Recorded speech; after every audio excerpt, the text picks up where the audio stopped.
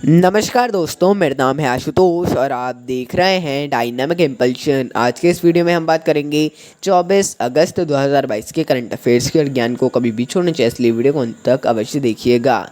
और हाँ, कल हम नहीं डाल पाए थे वीडियो, 23 अगस्त का वीडियो नहीं डाल पाया था।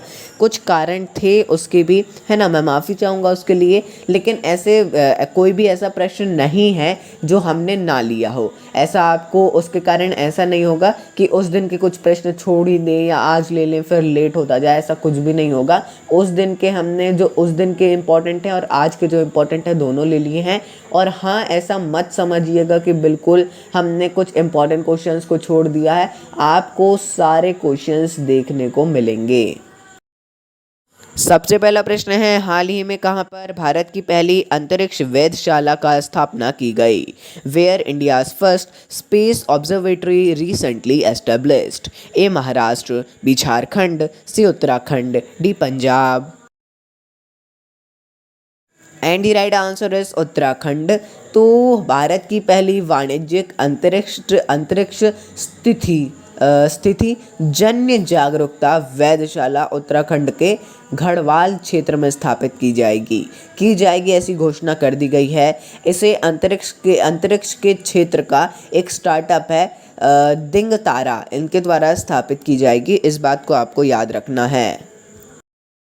अगला प्रश्न है, हाल ही में कहाँ के मुख्यमंत्री ने कर मुक्त बजट पेश किया? Where did chief minister of India present a tax free budget recently?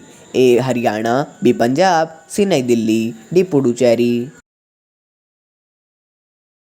And the right answer is Puducherry. तो हाल ही में पुडुचेरी के मुख्यमंत्री एन रंगासामी इन्होंने सोमवार को वित्त वर्ष 2022-23 के लिए करीब 10,690.61, सॉरी 90 नहीं है, 96 है, 96 है, 96 करोड़ रुपए का कर मुक्त बजट पेश किया है।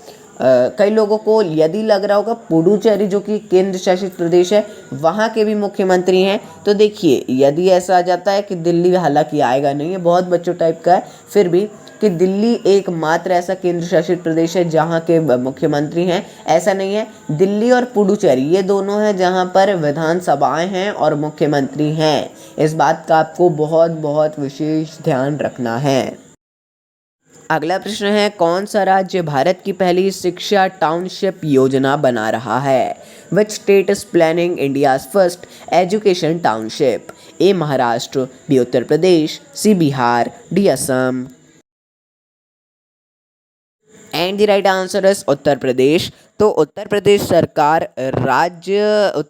राज्य सरकार एक शिक्षा टाउनशिप बनाने की घोषणा, ऐसी योजना बना रही है। ये कदम युवाओं को उच्च गुणवत्ता वाली शिक्षा प्रदान करेगा, उन्हें एक ही स्थान पर विभिन्न प्रकार के पेशेवर कौशल से लैस करेगा। यानी कि सीधी सी बात है, उनको ऐसे कौशल विकास दिया जाएगा, स्किल डेवलपमेंट होगा उनका, और उसके बाद रोज़गार के लिए उनको किया जाएगा। बहुत ही ज़्यादा अच्छी बात है। आगे एक और प्रश्न आपको रोज़गार से ही जुड़ा हुआ मिलेगा। अगला प्रश्न है, हाल ही में किस देश में महात्मा गांधी की प्रतिमा का अनावरण किया गया? In which country the statue of Mahatma Gandhi unveiled recently? A Sri Lanka, B Paraguay, C Uzbekistan, D Mauritius. And the right answer is Paraguay. तो हाल ही में पैराग्वे में महात्मा गांधी की एक प्रतिमा का अनावरण किया गया है। आप सभी जानते हैं राष्ट्रपिता महात्मा गांधी, इनके बारे में, और मतलब एक भारत की पहचान है ये। अगर विदेश की बात करें तो इसका अनावरण अपने दौरे के दौरान विदेश मंत्री एस जयशंकर जी के द्वारा किया गया है, इसको याद रखिएगा। विदेश में एक तो नमस्ते और महात्मा गांधी, ये दो ऐसी चीज़ें हैं जो कि हर एक, अगर कोई विदेशी थोड़ा सा भी उसको पता हो यदि भारत के बारे में, तो ये दो नाम तो हमेशा रहेंगे ही। और थोड़ा आगे जाएं तो कुछ एक्टर्स और ताजमहल के बारे में वो जानते हैं। पांचवा प्रश्न है, हाल ही में कहां पर 23वीं केंद्रीय क्षेत्रीय परिषद की बैठक का आयोजन किया गया? Where the 23rd central zonal council meeting has been held recently? A Bhopal, B Varanasi, C Gandhinagar, D Srinagar. And the right answer is Bhopal. तो हाल ही में भोपाल मध्य प्रदेश में 23वीं क्षेत्रीय परिषद की बैठक का आयोजन किया गया है। उन्होंने राष्ट्रीय फॉरेंसिक विश्वविद्यालय भोपाल की आधारशिला भी रखी है और केंद्रीय मंत्री अमित शाह जी के द्वारा ही इसकी अध्यक्षता की गई है। सॉरी, ये ऊपर नीचे हो गया थोड़ा सा, इसको याद रखिएगा कि केंद्रीय अमित शाह जी आए थे जब भोपाल, तब ऐसा पूरा हुआ है ना, इसको याद रखिएगा। अगला प्रश्न है, हाल ही में कहाँ पर भारत की पहली स्वदेशी रूप से विकसित हाइड्रोजन ईंधन सेल बस को लॉन्च किया गया? Where India's first indigenously developed hydrogen fuel cell bus has been launched recently? A Amravati, B Nagpur, C Pune, D Mumbai. And the right answer is Pune. तो हाल ही में पुणे में भारत की पहली स्वदेशी रूप से विकसित हाइड्रोजन ईंधन सेल बस का अनावरण किया गया है। देखिए, केंद्रीय मंत्री डॉक्टर जितेंद्र सिंह जी ने इसका शुभारंभ किया है।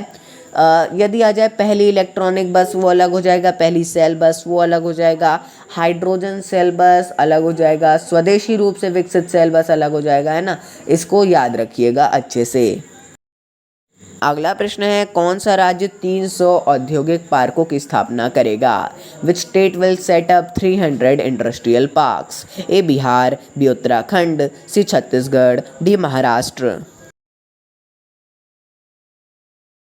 And the right answer is Chhattisgarh.